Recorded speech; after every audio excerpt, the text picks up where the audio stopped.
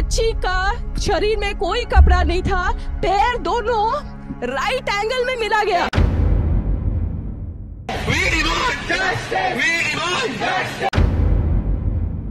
चश्मे को कूटा गया जिसकी वजह से आंखों से खून निकल गया,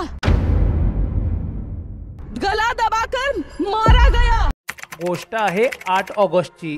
कोलकातामध्ये आरजीकर मेडिकल कॉलेज अँड हॉस्पिटलमध्ये 31 वर्षाची असलेली एक महिला ट्रेनर डॉक्टरची डेड बॉडी सापडते, ती पण नग्न अवस्थेत। जर ते शरीर बघता कोणीही सांगू शकतं की तिच्या हातावरती तोंडावरती गंभीर जखमा आणि ओरखडे मारल्याच्या खुणा आहेत। तिचं पोट, डावा पाय, उजवा हात आणि ओठांवर सुद्धा गंभीर जखमा होत्या। तिच्या त्या आरोपीनं तिच्या चेहऱ्यावरती एवढ्या जोरात हल्ला केला, तिच्या चष्म्याची काच अक्षरशः तुटून तिच्या डोळ्यात घुसली आणि त्यांनी तिचं डोकं जमिनीवर किंवा भिंतीवर आपटलं असावं। तिच्या मानेचं हाडही मोडलं होतं, याचा अर्थ गळा दाबून तिची हत्या केली असावी।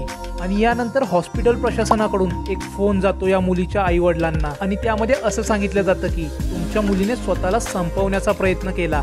यानंतर तातडीने त्या मुलीचे आई वडील हॉस्पिटलमध्ये येतात, पण त्यांना अर्धा पाऊण तास बाहेर वेटिंगवर ठेवलं जातं आणि त्यानंतर तिच्या वडिलांनाच तिला पाहायला दिलं जातं आणि तिचं हे असं शरीर बघताच त्यांना संशय येतो की ही आत्महत्या नाही तर एक सामूहिक अत्याचार आहे।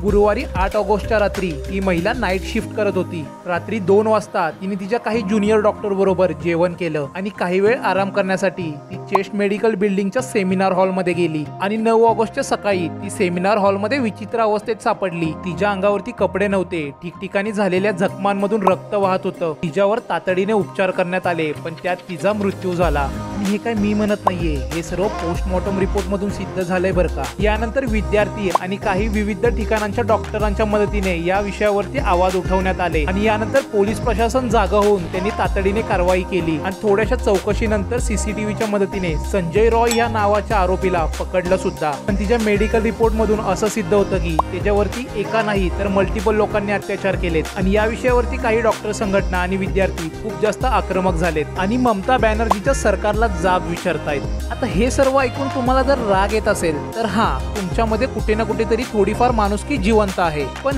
तुम्हाला जर काही असं वाटत असेल या अशा गोष्टी तर होतच राहतात, तर एक गोष्ट लक्षात ठेवा, आपल्या घरी पण आया बहिणी आहेत आणि कोणती वेळ कुणावर कशी येईल हे सांगून येत नाही। पण महाराष्ट्रातल्या काही प्रशस्त लोकांचं असं मत आहे हे अशा गोष्टी काय होतच राहतात, ममता बॅनर्जी त्यांना जस्टिस देतील। आणि हे दुसरं तिसरं कोणी नाही तर तुम्ही निवडून दिलेलं महाराष्ट्रातलं INDIA चं सरकार आहे। आता अशीच एक घटना एखाद्या विरोधी पक्षाच्या राज्यात जर झाली तर हीच लोक तिथल्या मुख्यमंत्र्याला राजीनामा मागतात, पण त्यांच्या संघटनेतल्या कुणावर असं काही झालं मात्र त्यांचं मत त्यावेळेस काही असं असतं। बहुत सी घटना होती है देश में, ऐसी बहुत सी घटना होती है देश में, ऐसी बहुत सी घटना होती है, उसका खंडन हम सब करते हैं। ममता बनर्जी जी एक बहुत संवेदनशील नेता है और हम सबका विश्वास है कि वो जल्द एक्शन लेके उस पे फास्ट ट्रैक कोर्ट पे उस फैमिली को न्याय मिले। सुना, जब अपना वाला हो बलात्कारी तब क्या रवैया होता है कि देश में ऐसे मामले होते रहते हैं जी,